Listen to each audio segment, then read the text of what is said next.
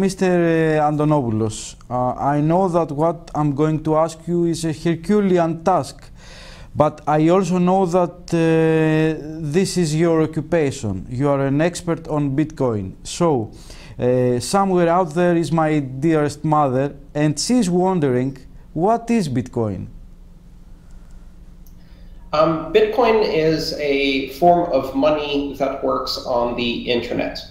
It's money that is digital, that is not controlled or issued by any government or bank, that allows people to use it just like cash, only cash that you can email from one person to another almost instantaneously anywhere in the world. And it's grown up with the internet, and it's providing a form of money for the internet. It's a lot more than that, of course, but that's a basic explanation. There is an argument that Bitcoin is a force of democratization, a fundamental transformation of currency market. Can you explain us why? You know, I think one of the things that we've seen, especially over the last few years, is that currency is a form of power. And when that power is concentrated in the hands of governments, they tend to misuse that form of power. If you look historically at currencies, national currencies, on average, they last about 30 years before they descend into hyperinflation, devaluation, where the government uses the power of currency to essentially create hidden tax through inflation and steal money from pensioners, from savers, and from investors in order to fund its own debts.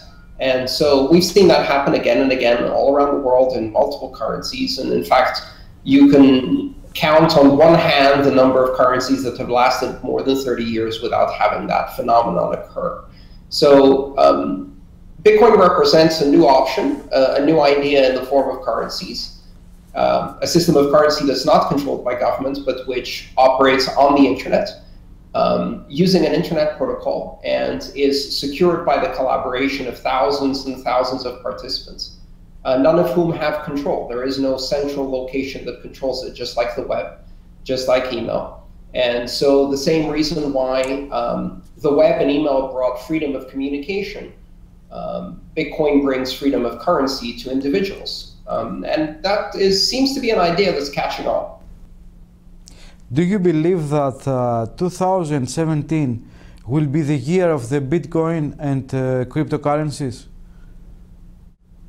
Well, I think so far every year since 2009 has been the year of Bitcoin and cryptocurrencies, and we're still going to see a lot of turmoil, a lot of volatility.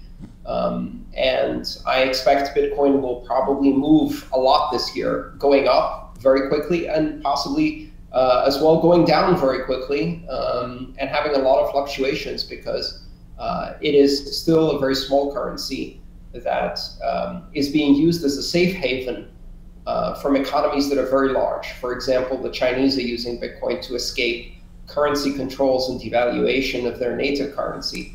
So I expect we're going to see a lot of exciting things, but you've got to understand that Bitcoin is still very, very early days. It's a bit like the internet was in the early 1990s, and you shouldn't expect to see the availability of Bitcoin to pay for a cup of coffee in a store near you. For now, most of the application of Bitcoin is for moving money across borders, as well as for protecting money from inflation and other geopolitical crises. Many people believe that Bitcoin maybe is a Ponzi scheme, a financial bubble. Which is your answer to them? Well, in order to have a Ponzi scheme, generally speaking, you need a Mr. Ponzi, and you also need a scheme. Bitcoin has neither.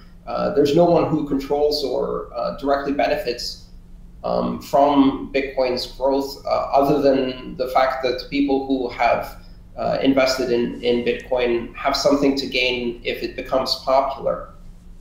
In that way, every currency benefits early adopters, and every technology we see has a similar path where early adopters gain the most. So the first people who are on the internet gained the most from the internet, we didn't consider that a Ponzi scheme just because early adopters gained the most from their adoption. Is it in a bubble? I think yes. I mean, we are seeing not just one bubble. This is the 5th bubble in Bitcoin. And part of the reason that Bitcoin exhibits these bubbles is because it is a small currency. It is global in nature. It is very open to trading. And so as a result, you have these emotional responses. So right now, people are very excited about the price moving up, and that's going to cause the price to move to levels that are not supportable. And then the price is going to retrench. And so we see these big swings where it goes up very quickly and then it goes down very quickly. If someone forces you to make a prediction about the future of the Bitcoin and the digital coins in general, which that would be?